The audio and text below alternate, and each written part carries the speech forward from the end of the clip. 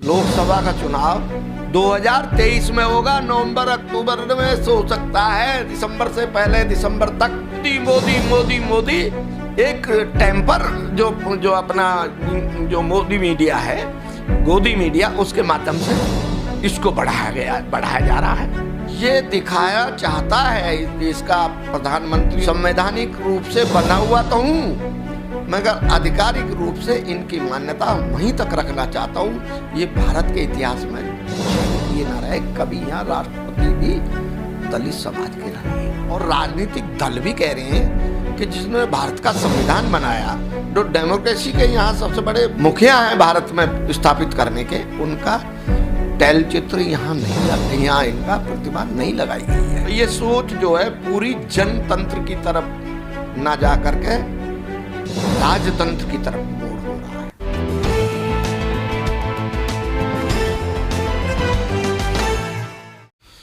Sir क्या कहेंगे, नई पार्लियामेंट का उद्घाटन 28 तारीख को मोदी जी करेंगे, लेकिन उससे पहले बवाल इस बात को लेकर हो गया कि 28 तारीख जो है वो सावरकर की जयंती का दिन है।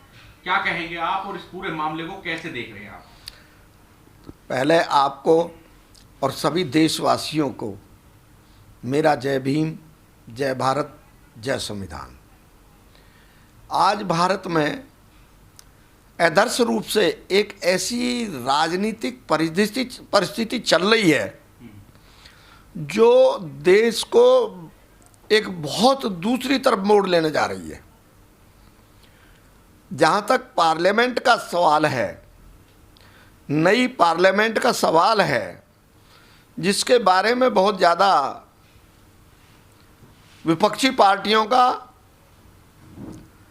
और देश की राजनीति बहुत गर्म है कि महामहिम राष्ट्रपति जो देश की प्रथम नागरिक है, उसको पार्लियामेंट के उद्घाटन में न बुलाया जाना एक मोदी जी की बहुत बड़ी दूर की सोच है। इसमें क्या सोच हो सकती है आप? इसमें देखिए, ऐसा है, आज की डेट में आप भी जानते हो, नंबर एक तो जो अघोषित इमरजेंसी है, कोई भी अधिकारी बोलने को तैयार नहीं है। दूसरा, संविधान नाम की चीज पे अभी तक भी संविधान एक साइड कर दिया गया है।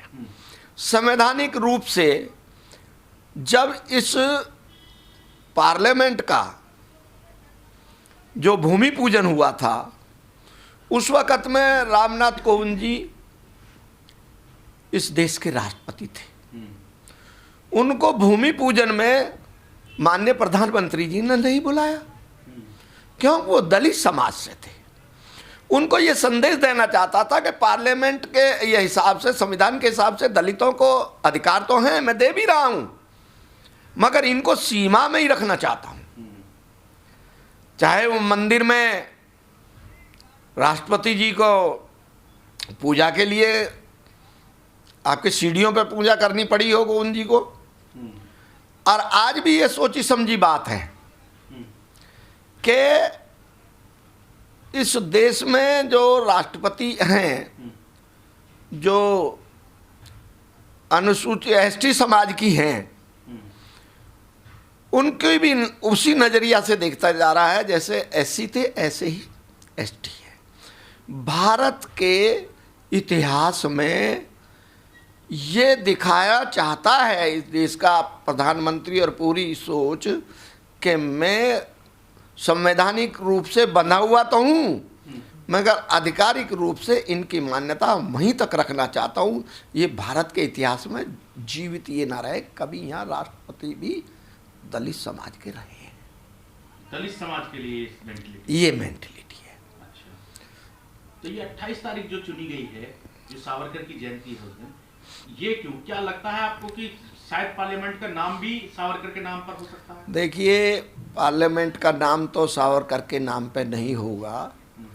उसमें तो अभी आपने देखा है कि जो पुरानी पार्लियामेंट में, उसमें बाबा साहब का स्टैचू लगा है। नई पार्लियामेंट में बाबा साहब का स्टैचू नहीं लगाया गया है। काफ़ी शोर मचाया जा रहा है अनुसूचित वर्ग की बहुत बड़ी संख्या के द्वारा, और राजनीतिक दल भी कह रहे हैं कि जिसने भारत का संविधान बनाया, जो डेमोक्रेसी के यहाँ सबसे बड़े मुखिया हैं भारत में स्थापित करने के, उनका तैलचित्र यहाँ नहीं लगा, यहाँ इनका प्रतिमा नहीं लगाई गई है।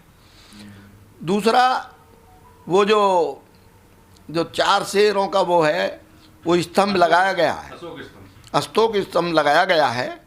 और जो राजे महाराजन के समय में थे, जो एक चिन्ह था, उस चिन्ह को ला करके आपके जो हमारे लोकसभा के स्पीकर के ऊपर लगाएगा, जो नज़र पड़ेगा जब भी पार्लियामेंट चलेगी। तो ये सोच जो है पूरी जनतंत्र की तरफ ना जा करके राजतंत्र की तरफ मोड़ हो रहा है पूरा। और बताना चाहता हूँ, इसके अलावा इस राष्ट्र के अंदर लोकसभा का चुनाव 2024 में ना होकर 2023 में होगा। 2023 में होगा, नवंबर अक्टूबर में हो सकता है, दिसंबर से पहले, दिसंबर तक। कैसे? वो ऐसे कि चाहे जम्मू कश्मीर में G20 देशों का सफल कार्यक्रम संपन्न कराना, कि मैंने 170 धारा हटाई, मगर कितना पीसफुल मेरा जम्मू कश्मीर है, जहाँ कोई अव्यवस्था नहीं हुई और G20 का सफल कार्यक्रम हो गया। दूसरा नंबर के जब विदेश में गए हैं मोदी जी, जो अप्रवासी मोदी के वहाँ बाहर के स्टेटों देशों में जो थे, उन्होंने वही मोदी मोदी मोदी मोदी एक टेम्पर जो अपना जो मोदी मीडिया है, गोदी मीडिया, उसके माध्यम से इसको बढ़ाया जा रहा है। तीसरा नंबर, जो पहलवान बैठे हुए हैं जंतर मंतर पे, बहुत बड़ा उफान आ रहा है देश के अंदर। सभी लोग, सभी राजनीतिक दल के लोग, सभी खाप के लोग सब जा रहे हैं वहाँ। चुनाव से पहले अभी बहुत जल्दी ही ये जो बाहुबली हैं उनको जेल भेज देंगे और उस बबलती हुई आग पे पानी डाल देंगे कि मैंने एक्शन ले दिया। मैं महिलाओं का सम्मान करता हूं। तो अगर एक और कारण है कि नोटबंदी का कारण भी विशेष है इसमें। जो सत्ताधारी दल के लोग हैं उन्होंने अपना इंतजाम सब कर दिया पहले से, और जो विपक्षी पार्टियां हैं वो अपना सेटलमेंट नहीं कर पाएंगी, नोट की वजह से कमजोर रह जाएंगी। ये जो 2000 का नोट है, जिन्होंने भी 2 नंबर में दबाया हुआ था राजनीतिक दलों ने, वो भी 0 हो जाएगा, उसका इस्तेमाल भी उस तरह से। देखिए, सारी मशीनरी की है, शोर मचाएंगे कि बदले जा रहे हैं, बदले जा रहे हैं, बदले जा रहे हैं, मगर जो विरोधी विपक्षी दल के लोग हैं उनके नोट भी नहीं बदले जाएंगे। ये भी एक कारण है, पैसे की कमजोरी से वो भी कमजोर हो जाएंगे। एक और कारण है कि ये सब लोग तो ये लग रहे हैं 2024 में चुनाव होगा। आज जितनी भी विपक्षी पार्टियां हैं, एक हो रही हैं, कोई एक सेटलमेंट नहीं कर पाएंगी, और इनका चुनावी एजेंडा तैयार है, एजेंडा पे काम हो रहा है, उसे तुरंत डिक्लेयर करेंगे और ये तय नहीं कर पाएंगे। एक नंबर। दूसरा, कर्नाटक के चुनाव में जो भाजपा की और माननीय प्रधानमंत्री चाहे भले ही कहें किसी भी डाला है पार्टी, वो इशू है पार्टी का, मगर कर्नाटक की हार से अब जो 3 स्टेटों में चुनाव होने जा रहा है, कहीं ऐसा ना हो कि तीनों स्टेट में भी अगर हार गए तो भाजपा में भगदड़ न मच जाए। तीनों स्टेटों के साथ में लोकसभा का चुनाव होगा। यूपी उनके काबू में है, लॉ एंड ऑर्डर में। वो 150-200 सीटों का ऐसा इंतजाम करेंगे कि जिससे अपना 2024 में पुनः मोदी जी प्रधानमंत्री बन जाएं। मतलब नवंबर में ही हो जाएगा। नवंबर में हो जाएगा, नवंबर दिसंबर तक, दिसंबर के हाफ तक, सर्दी ज़्यादा पड़ने से पहले। क्योंकि बीजेपी का वोटर गर्मी में निकलता नहीं है, ज़्यादा सर्दी में नहीं निकलता है, वोट परसेंटेज कम रहेगा तो बीजेपी को नुकसान होगा। इसलिए चुनाव नवंबर और दिसंबर 15 तक संभव हो सकता है। हर ग्राउंड बनाई जा रही है इसके लिए। हर तरफ से तैयारी है। उनके पास सबसे ज़्यादा, बीजेपी के पास जितना बड़ा मजबूत संगठन है, किसी भी दल के पास संगठन नहीं है। और करनी सेना जहाँ तक है या इसका विरोध है, कोई विरोध नहीं है। ये जैसे एक बच्चा रूठ जाता है ना, और उसको एक को मिठाई मिल गई, दूसरे को नहीं मिली, या ज़्यादा मिल गई, ये सब ऐसे, ये सब सबको बहला लेंगे। मतलब ये पहलवानों की जो नाराजगी ये भी खत्म हो ये सब खत्म हो जाएगी। ये एक वही राजा का सा है, जैसे किसी उसने जो लाला ने 2 रुपए बढ़ाए और उसने लाला का शोर मचा, तो लाला पहुंचा के शोर मच रहा है, तो तू बड़ा बेवकूफ़ है, 10 क्यों नहीं बढ़ाए, 10 बढ़ाओ, और शोर मचा। लाला के बाद दोनों वे आए, कह रहे भाई एक काम कर ले, 5 बढ़ा ले।